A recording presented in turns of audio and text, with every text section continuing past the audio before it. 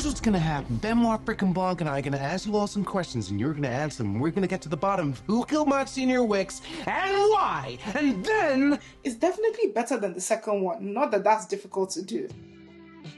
It's this, it's D, and you're listening to It's Really That Deep. We have takes on everything you're watching. Let's start with the film that opened the festival, Wake Up Dead Man, A Knives Out Tale, if that's what it's called. I've lost track of these films because there's too many of them at this point. Wake Up Dead Man, A Knives Out Mystery, that's what it's called. Mm-hmm. Written and directed by Rian Johnson. They made the first one and the second one. It is a sequel to Glass Onion, A Knives Out Mystery, the second one in the saga, a film I strongly and deeply disliked. I liked the first Knives Out quite a lot. So I watched this film very early in the morning, fresh off of a flight, very tired. I was pretty moody when I was watching it. My initial reaction to this film was that I thought it was kind of bad. But in retrospect, I thought it was bad mid. But I reflected on it. I don't think I gave it a fair chance because I was in a very bad mood when I watched that movie. I was really sleep deprived. I'm really exhausted. But I've been thinking about it, and I actually was very entertained in the cinema while I was watching it. I was never bored. And that's one thing I always demand of film. You need to entertain me. Don't bore me. It was actually kind of fun, and I think it's kind of, if I rewatched it right now, in an environment that was more pleasing to me with some popcorn and with a couple of friends, I would have a pretty fun time. It's definitely better than the second one. Not that that's difficult to do. It's not better than the first one, but it's good. The lead performance from Josh O'Connor is very good. I've concluded that Josh O'Connor is just one of those actors. I don't think he knows how to give a bad performance. Even if he's in a bad or middling film like Challengers last year, I've never felt that he was giving a bad performance. I think he actually does kind of put his all into it, and he's just a naturally, technically good actor. So he's working overtime this year as well. Working overtime last year. He stays working. I think I saw a headline recently that said that, oh yeah, he might take a bit of a break, and I'm like, well, yes. You need it. Yes. Well, yes. The legendary Glenn Close is in this movie, chewing the scenery up to bits. Like, she has reached that legendary status, I suspect, that certain other actors get to when they get of a certain age, like people like Denzel Washington, a certain level of prestige, and Baron Cox, where it's understood that they're just going to show up on set and they'll say whatever they want to say. It may or may not be in the script, and everybody else just needs to respond accordingly. So Glenn Close was just doing whatever she wanted, but it was fabulous. Josh Brolin, my man, was playing this completely ridiculous character. He was playing the despicable, charismatic and domineering priest that everybody in the town is obsessed with, and I was very entertained by his performance, even though it was nonsensical. Kerry Washington in this film, not her best. Oh, really? No. Jeremy Renner in this film, not his best, and his best is already quite poor. I hate to say it. Mila Kunis phoning it in. There was just a lot of... Andrew Scott was good, but I was like, my dear, aren't you too big to still be playing characters like this? Jeffrey Wright just showed up to collect the check. There was a lot of let's just come and let's get this bread going on in this film. And you know what? The film is going to make a lot of money. Daniel Craig can collect money from this film so that he can go on making strange little art house films with Luca Guadagnino in his spare time. So I'm not mad at the existence of the film. I have grown to be warmer towards it. I think it will be a fun watch. And if you already like the previous two films, you will like this one as well. Does this film pass the Bechdel test? I believe so, but in a very weak way. I'm pretty sure we see this little girl who is terrorizing a woman in a church, and they're talking about stolen jewels and stuff like that. So in that way, it passes. Kerry Washington and some white woman, I cannot remember her name, also have a conversation at some point. I feel like they maybe were talking about their lives, but it's also very possible they were just talking about Daniel Craig's character, Benoit Blanc. So I'm not 100% sure if they are how it passes the test, but I know that there's the girl in the church, young Glenn Close, and the woman who is looking for the jewel, who have a proper conversation about her sinful ways. Now, I know you don't like accepting female children as passing the Bechdel tests, but no, I don't. Yeah. That's it for me on Wake Up Dead Man, A Knives Out Mystery. The Secret Agent is a 2025 neo-noir historical political thriller film written and directed by Kleber Mendonça Filho. It was shot on Panavision, Dee's favorite. It follows Armando, played by Wagner Moura, a former teacher that's caught up in the political turmoil of the final years of the Brazilian military dictatorship of the 1960s to the 1980s, who is attempting to flee persecution and resist an authoritarian, deceitful regime. So I'll talk very briefly through the narrative of the film. So in 1977, during the turmoil of the dictatorship, a former teacher, Armando, arrives in a place where he's being given refuge alongside other political refugees. Since the passing of his wife, Fatima, his son, Fernando, is being raised by his father-in-law. Meanwhile, at the same time, the corrupt chief of police, Euclides, and his sons are called in after a human leg is found inside a shark. The sons dispose of the human leg in the river, where you see this bizarre scene where it suddenly revives and attacks gay men cruising in a public park.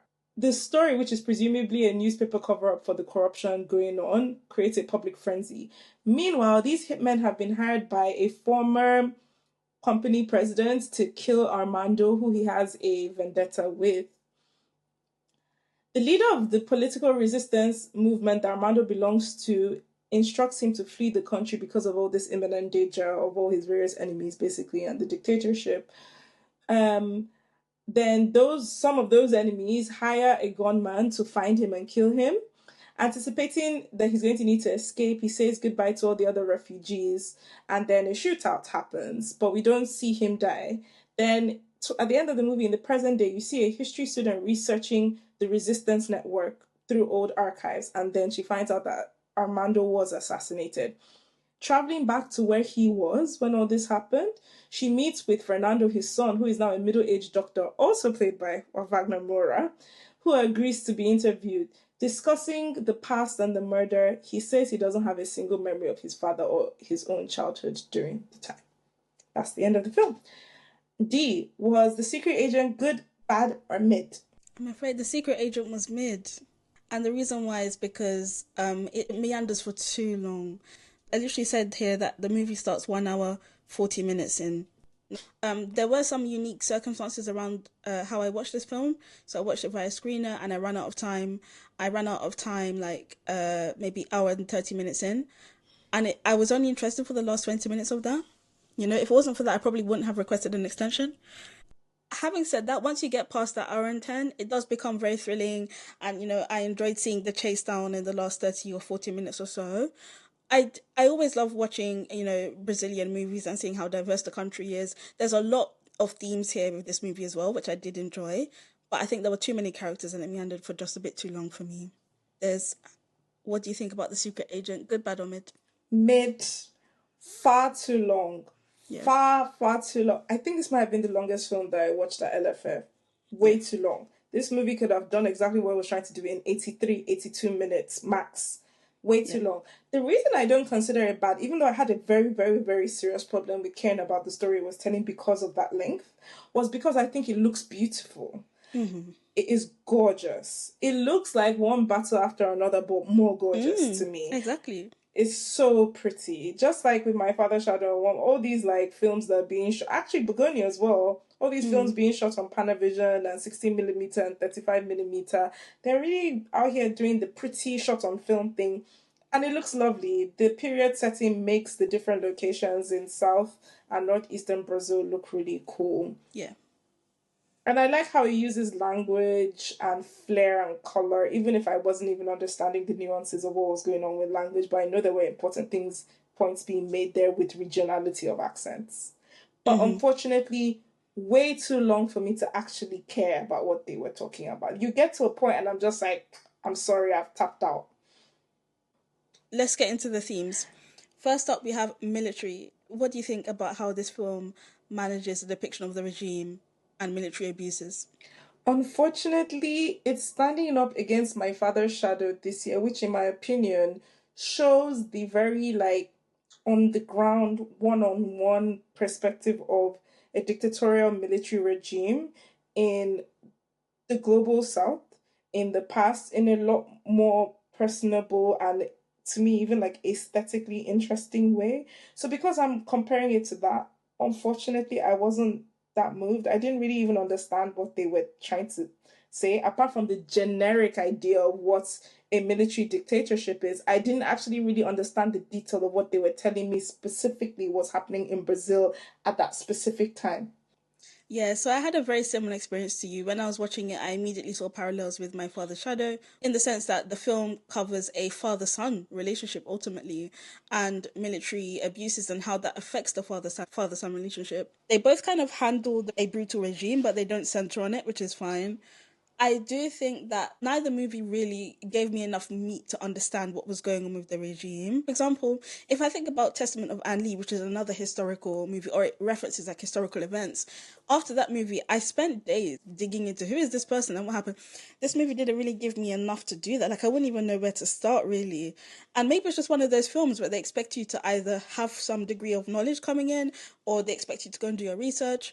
But yeah, like, I don't feel like I know more about that time after watching the film, unfortunately.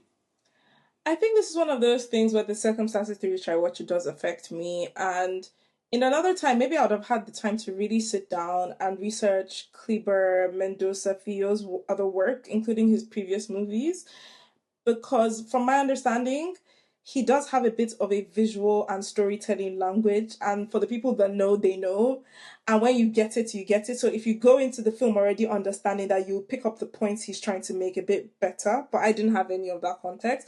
Another reason I think this is because when I spoke to him, of which we got the chance to speak to him and Wagner Moura at the premiere in London. The film is made up of many different accents. Regional accents in Brazil, from São Paulo, from Recife. I think it's mentioned to one of the characters that they're like, you don't sound like you're from here. Yeah. Exactly, yeah. And in the end, Wagner's character tells the young historian, are you from Minas? Because of the way she speaks. So I really love the sound of many different ways of speaking the one language, which is the one language. And I love the two Angolans in the film. I love those two characters, and I love the way she speaks. When I spoke to him, he was extremely intelligent, extremely detailed and specific and intentional with every single thing he said. And he wasn't caught unawares by anything anybody asked him. And this was even in English. I'm sure in Portuguese would have been even more rich, the kind of answers he was giving. So I think he's a very intelligent filmmaker. And he's not interested in like kind of talking down to you. And unfortunately, if you're like us, we have zero context really of what they're actually talking about. And we didn't really have the time to really prep, quote unquote. A lot of it can kind of wash over us. I found the inclusion of characters like the Angolan characters interesting, and I actually spoke to him about it. And stuff like that were intentional. The points he's trying to make about how these kind of dictatorships result after independence from your colonizer. There is stuff there. There's something there. I don't get it, but yeah, there's probably something there. Yeah, I could sense that the film was making some comments about colonialism and recovering from it. And of course, the link between Angola and Brazil is that they both were colonized by the Portuguese. But I just feel, I don't know. I feel like these ideas were just not very well hashed out for me. Yeah, fair enough. I actually kind of struggled to really attach myself emotionally to any story they were telling about the family members, whether it was him and the son, Fernando. This is Armando and his son, Fernando, or his wife, Fatima. I just didn't fully understand them as a family. At the end, when Wagner Moura pops back up as the grown-up version of his son, I giggled. And and I also found it interesting because in I'm Still Here last year, Fernanda Torres and her mother played the same character at different stages in their life. And then here in The Secret Agent, you have Wagner Moura playing a father and his son at different stages in their life. And I actually asked him about it. I was like, is there something that Brazilian filmmakers are trying to say about generational trauma with making these kind of casting decisions? And he said yes, actually. Okay. What do you think about how these films are handling the themes of generational trauma and perseverance that exist for Brazilian people? That's indeed a very good question, because it is a trauma. It is a trauma that goes from generation to generation. You know, if we had in Brazil this horrible thing after the dictatorship, we had this thing called the amnesty law. And the amnesty law basically forgave all the torturers and killers and people that did despicable things with civilians during the dictatorship. And I think this film, The Secret Agent, is a lot about memory, as I'm still here, and we have to preserve our memories. And I think that, like I said, films are very important for that. We have to have our memories, and we come back to the theme of the truth, there are people in Brazil right now, young people, like 15, 16-year-old people that go like, oh, was there a dictatorship in Brazil? I didn't know that. So, yeah, memory is a very important thing to avoid things to happen again. Okay. That in Brazil, people swallow their trauma and they pass it on without processing it generation to generation. So he doesn't think it's a coincidence that's happened in 2 times, but that this film was in production well before I'm Still Here came out. Anybody knew that casting was happening. So I found that interesting. What did you think about the ending? I wanted to speak about Fatima and the family dynamic. So what I liked about Armando, Fatima, and obviously their son is, again, this is Brazil we're talking about. This is a country with very complicated race dynamics. The scene with Armando, Fatima, and, the man who's put a hit out on him in the future, what I liked about that scene is we see how, even in Brazil, that is a very, very complicated place racially, Black women are still getting the short end of the stick, right? So during the scene, the guy who's put the hit out, he goes out of his way to dehumanize Fatima, to imply that, you're just some fun toy for him. You're just a little black girl, sit down. So we see that Fatima is going through something that I'm sure I've been through it. I'm sure you've been through it. We know what it is to be a Black woman in an academic space and have people not take you seriously. And I feel like this film does a really good job of depicting that. And another thing that this film does is it refers to Blanqueamiento. It was a really racist program that the Spanish and the Portuguese did in Brazil and the rest of Latin America. And the whole idea here was, after slavery, you have a big Black population, and they wanted to basically water them down so that they wouldn't revolt. And so this is where Blanqueamiento comes in, which literally means whitening, or like making the race more white. And there's a very famous portrait out of Brazil that documents this and portrays this. And at one point... Did you say Argentina? Yeah, but Argentina is the most extreme example for sure, but it still happened in Brazil as well. And I think Armando actually calls this out explicitly. It's actually in the ending scene where he's now playing his son, and he describes that Fernando's grandmother was Indian and his grandfather was of African descent. And the way how they describe that and beauty in there as well was very, very interesting. So yeah, I think I did get some insight into what it would have been like to be a mixed race couple in that period, and seeing that racism is very much a factor here. I think there was a certain fluency with how the film managed race, actually. I wanted to speak about the acting. What did you think about the actors in the film? Including Wagner Moura, who won Best Actor at Cannes, and he's considered a favourite for the Oscars. I think he was good. To be honest with you, for lead actor this year, it looks like Timothée Chalamet is a favourite, Leonardo DiCaprio is a favourite. They wouldn't get it from me. I would have Wagner Moura over them, but for me, my favourite actor this year is Jesse Plemons in Begonia. I do think that Wagner Moura was very good in this. I feel like he was fully believable. I did get the sense of panic and the sense of disorientation through him. I thought all of the performances were quite strong across the board, actually. What do you think? It's really interesting because I felt like there was a very understated way he was performing throughout the film. Like, his character never fully boils over into explosion ever at any point. He has an almost flat way of speaking throughout. It's not a bad performance. It's a very controlled performance. But there were times I wanted him to lose it a bit more, but I understand that that's not the point of what that character is. I did think the performance was good, but maybe because I was just struggling with the general meandering length of the whole thing, it wasn't gripping me the way it seems to have gripped other people. I will say though, after meeting them in person, I am incredibly biased because that man is so attractive in real life. I was shook. He's extremely charming, both him and the director. Super, super charming in real life. And whenever people would bring up the Oscars or Cannes to them, you could tell they didn't want to get too hyped up, but they were so excited and it was so sweet. Congratulations again. We're rooting for you at the Oscars. Lovely, thank you. Considering I think this category is quite weak this year, I'm not mad. I will say everybody in the film feels very lived into the world. Yes, I agree with that. it almost looks like you're watching archival footage of them sometimes, which is pretty impressive. I do have some positive things to say about the music. I quite enjoyed the score. And, you know, when we think about Brazil, right, you think about, you know, the beautiful scenery, the beautiful people, and the wonderful music. If anything, I wanted more of it. Towards the second half, we did get a bit more. And I was grateful for that. And also, I just need to shout out something very quick. I am, like, Donna Summer's biggest fan. If you use Donna Summer in your movie, I'm going to like it. And they used Donna Summer's Love to Love You Baby, and I was so happy when it came on. I was very gassed. I did like that. I actually really, really enjoyed the use of sound in general, not just music, but sound, scoring, and soundtrack music throughout the whole film. It put me in the mood. It put me in the vibe. Again, I think aesthetically this film is fantastic. Like, it feels rich and colorful in the right ways. And some of those scenes where he's twisting and turning through the carnival happening made me think for the billionth time, I want to go to Brazil. Something I really enjoyed about this movie was the handling of sex.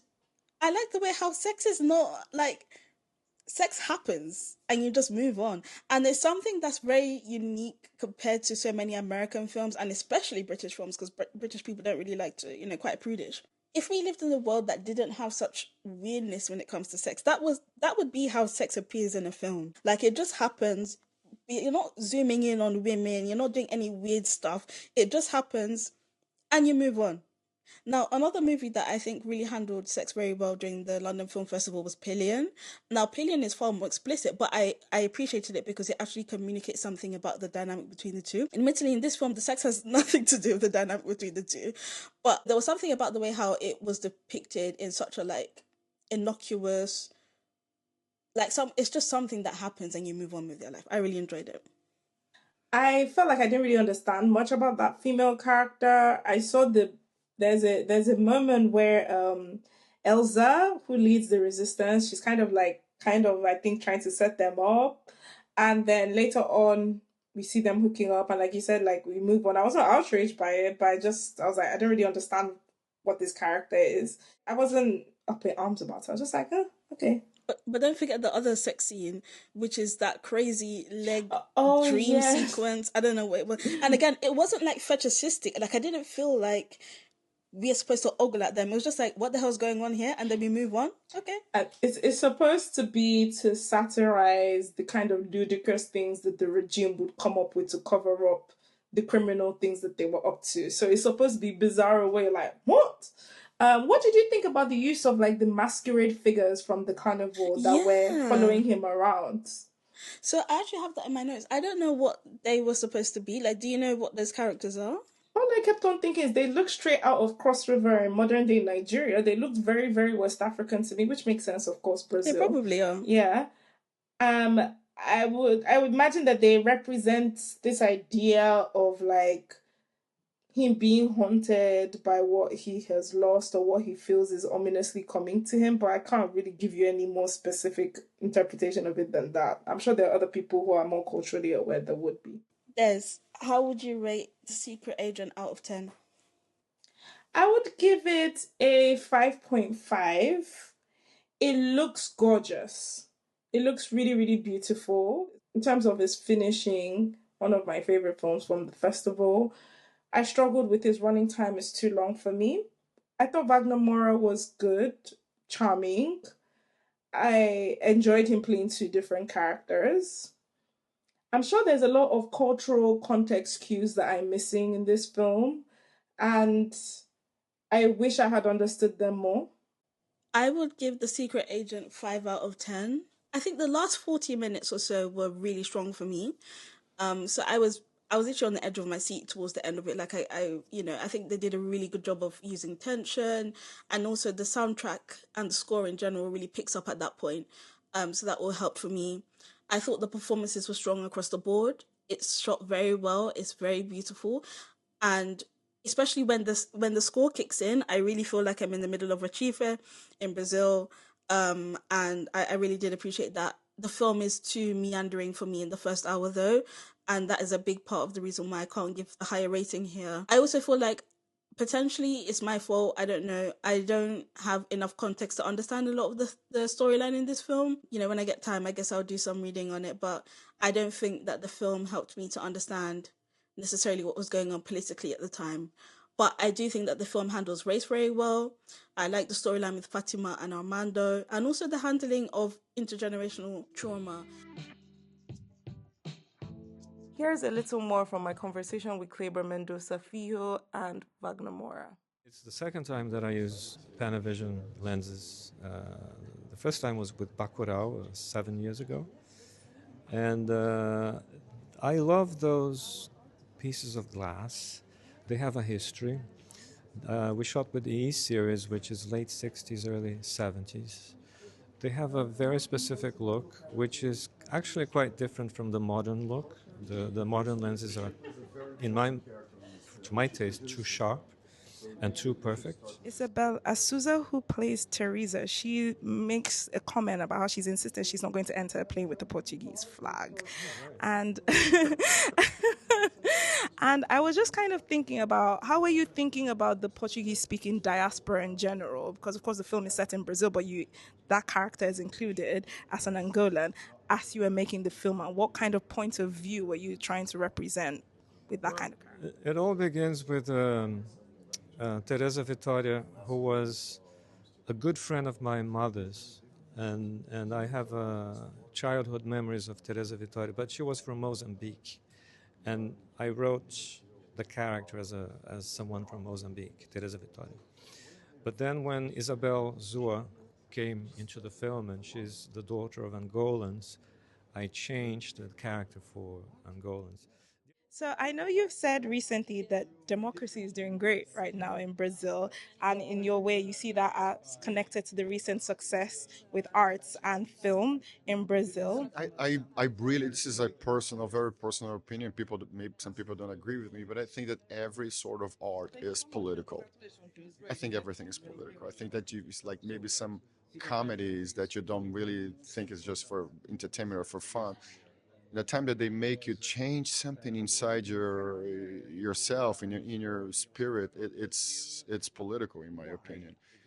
And but I myself like political films, and I directed another film about the dictatorship called Marighella, and and I think it's important. I think it's important, especially in everywhere in the world. And you see the U.S. being a country that you see, it's so surprising how, maybe not that surprising, but how authoritarianism is escalating in a country like that. But in other places where where people are seeing their countries being taken by seeing democracy like being on a spot, like being like seeing journalism on the spot, seeing that scares, like, what scares me most? The idea that the truth as we know it is over, that scares the shit out of me. And I think that somehow movies have these capacity of like putting a mirror in front of us. Sometimes the mirror is distorted. Sometimes the mirror is like exactly what we're seeing, like in documentaries or things like that. But I think this is important to make us think. Okay, next up, I will be discussing 100 Nights of Hero. It was the closing film at the London Film Festival. And basically, it's a queer fantasy movie. It's based on a graphic novel by Isabel Greenberg of the same name. And it's set in a fantastical period era where there's a mix of ethnicities, different visual styles, but very much leaning into old British and Middle Eastern imagery and clothing. The budget for this was only 4 million. And to be honest, you can tell at times, but I think given the budget, it still delivers.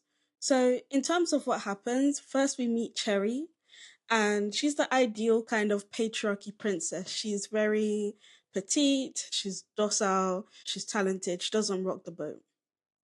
And Cherry has been summoned to a meeting with the chief, Birdman, and he warns her that if she and her husband, Jerome, do not conceive a child within 101 days, then she will not see next spring. So basically, she's threatened right off the bat that, listen, you need to get pregnant. Sorry, when you say Birdman, you don't mean Lil Wayne's daddy stroke Tony Braxton's boyfriend stroke founder of Cash Money Records. No, definitely not. This one is played by Richard E. Grant. Okay, Definitely not.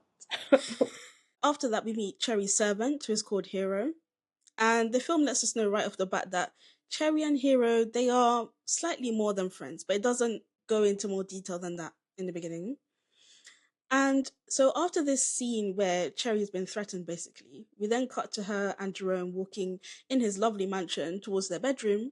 And we find out that basically this is a sexless marriage and they've never consummated the marriage.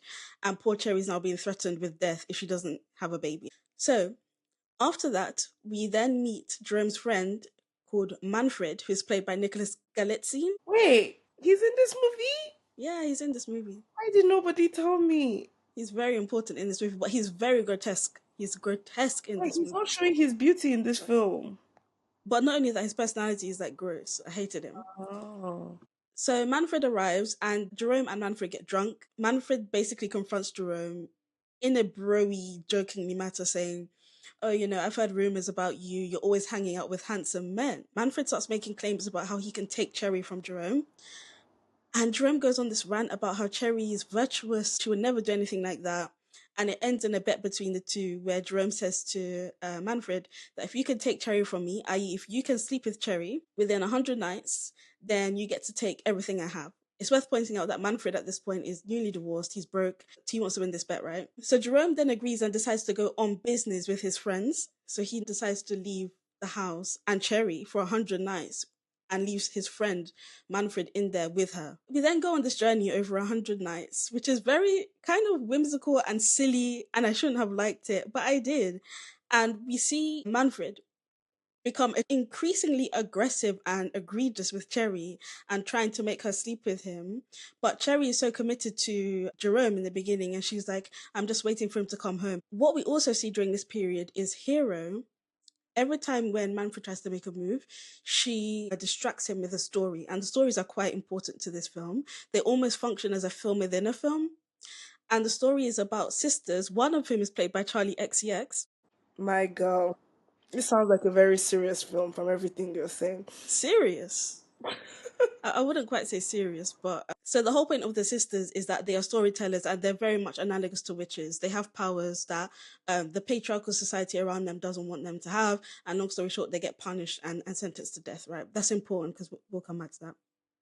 Just as Manfred and Cherry are about to have sex, right, Jerome storms in and it's all very chaotic and camp and crazy. It's quite funny, actually. And they have a big showdown where Jerome confronts Cherry and he confronts Manfred, and Manfred is saying, look, I told you I was going to get her. Jerome, who's obviously been doing his own business while he's away, right? He basically wants to save his status and Manfred's status. So they come up with a deal, basically, to save each other as bros. So Jerome still gets to keep his mansion. I think he offers Manfred a bit of money or something to go away. And then basically he's going to sentence Cherry and Hero to death. During this time, we've seen Hero and Cherry progressively get closer, so we're seeing that they're actually starting to build up somewhat of a connection here. And in a sudden switch of events, literally as Cherry is basically under Manfred, she says that actually Hero is the love of her life, and she wants to go and be with Hero, and she doesn't mind if she's being sentenced to death, but they're not going to be separated. And so at this point, Jerome says, okay, fine, and he orders Hero and Cherry to be sentenced, and he orders for Hero stories to be demolished. So, in terms of performances, we have Micah Monroe, who plays Cherry, and I think her performance was okay, and I'm not sure if the issues I have with the performance are due to the script or due to the acting itself, but something about her character just felt very flat and very simple, and this character is not supposed to be simple because she's actually quite smart. Emma Corrin gives a really strong performance as Hero, really believable. The only issue I had is that I wish the role gave them more things to do in this. The character's almost just a loyal servant to Cherry, and there's so much more to the character, I think. As mentioned before, Charli XCX also stars in this, and she stars as one of the sisters in the kind of film within a film.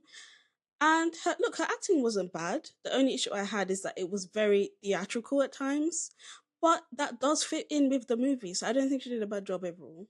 So obviously this is a very feminist film, and I will say it's not subtle. It has a lot to say about the price that women pay to conform to patriarchal standards. It's not subtle about it at all.